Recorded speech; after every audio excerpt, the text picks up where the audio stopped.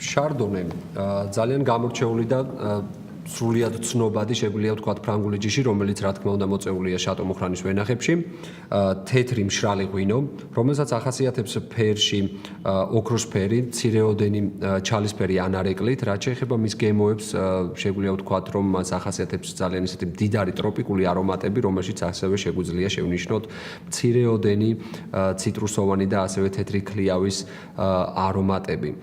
მას ახასიათებს ძალიან ხანგრძლივი დაბოლოება, რომელიც დამახასიათებელია ზოგადად შატო მუხრანის ვენახებიდან მოწეული ჯიშებისთვის. რაც შეეხება ტემპერატურას, ის უნდა მოვიხმაროთ 10-დან 12 გრადუსამდე ტემპერატურაზე. საჭმელთან შეხამებაში კიდევ ისევ არ უნდა დაგვაუწყეს ინტენსიურობა როგორც საჭმლის, ასევე ღვინის და ძალიან კარგი შეხამებაა ბოსტნეული სალათებთან, ფრინველთან და თევზეულთან. შეგვიძლია გავსინჯოთ.